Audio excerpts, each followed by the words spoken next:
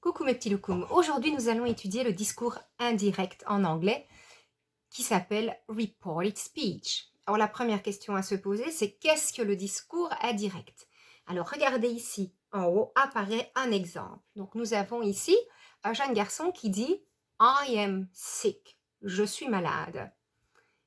Et le professeur, quelques minutes plus tard, va voir les éducateurs et rapporte les paroles de ce petit garçon aux éducateurs. Et elle dit « Mike dit qu'il est malade.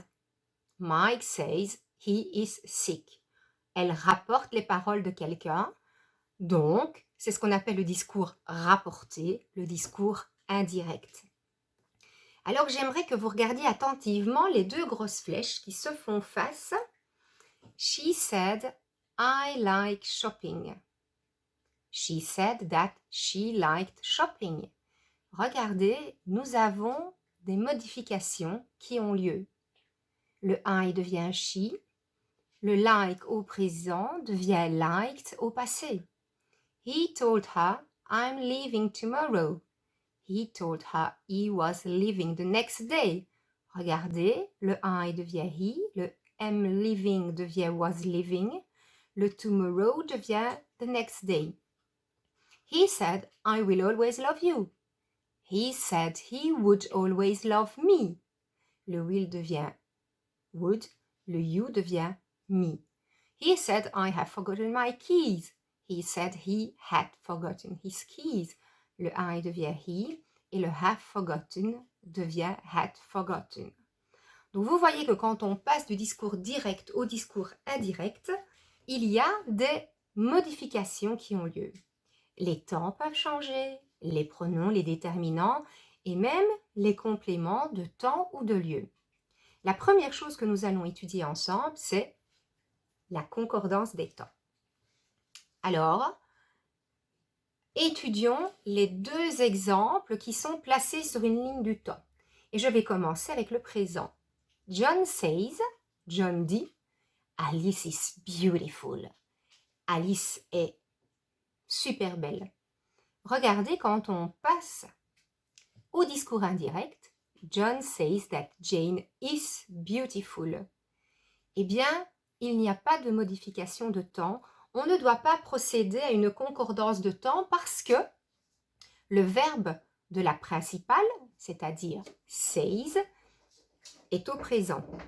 Donc, on ne doit pas procéder à une concordance des temps.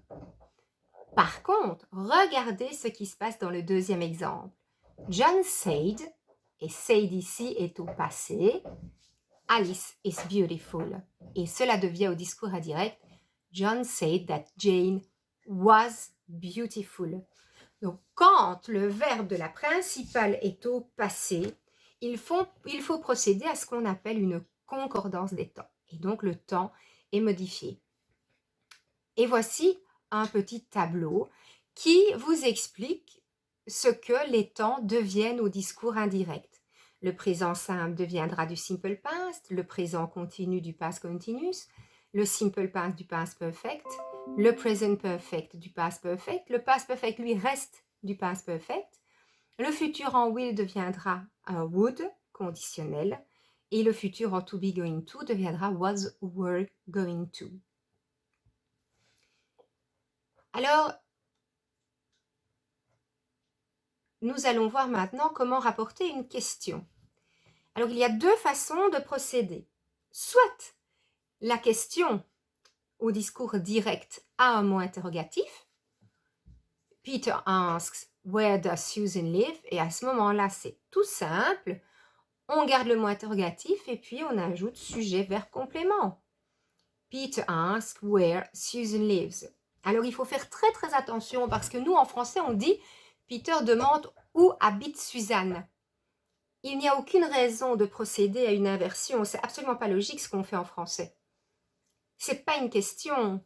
C'est un discours indirect. D'ailleurs, à la fin de la phrase, nous n'avons pas un point d'interrogation, nous avons un point tout à fait normal. Donc, pas d'inversion, c'est bien sujet-verbe. Susan lives. Where Susan lives. Deuxième cas de figure, notre question au discours direct. n'a pas de mot interrogatif. My sister asked John, do you know Ellen? Et à ce moment-là, eh bien, c'est pas compliqué. On met if ou whether, peu importe, les deux sont de parfaits synonymes, plus le sujet, plus le verbe le complément. My sister asked John if he knows Ellen. Alors maintenant, nous allons voir comment rapporter un ordre. My mom says, go to bed. Deviendra, my mom says to go to bed. Donc en fait, notre impératif devient un infinitif. Jean says to John, don't talk to me. Jean tells John not to talk to her. Comme vous pouvez le constater, le not se place avant l'infinitif. Alors nous allons voir que on ne modifie pas que les temps, on peut modifier, comme je vous l'ai dit, des compléments.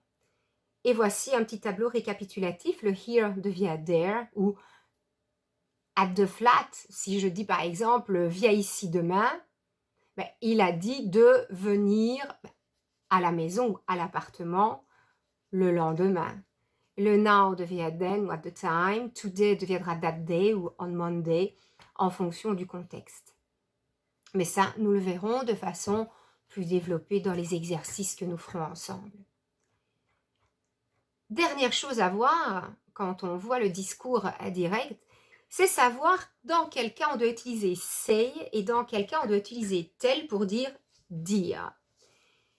Si on sait à qui on parle, on utilisera tell. Jessie told John that Sarah had kissed a man. On sait à qui Jessie le dit. Elle le dit à John.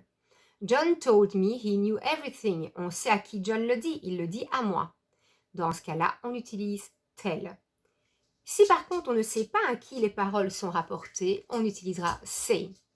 Jane said that Sarah would dump her boyfriend. On sait que Jane le dit, mais on ne sait pas à qui elle le dit, donc on utilise say. Alors vous allez me demander, mais est-ce que je peux dire say to?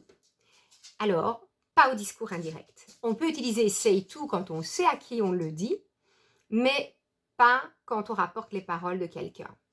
Pas dans le cadre du discours indirect, ce sera toujours tel.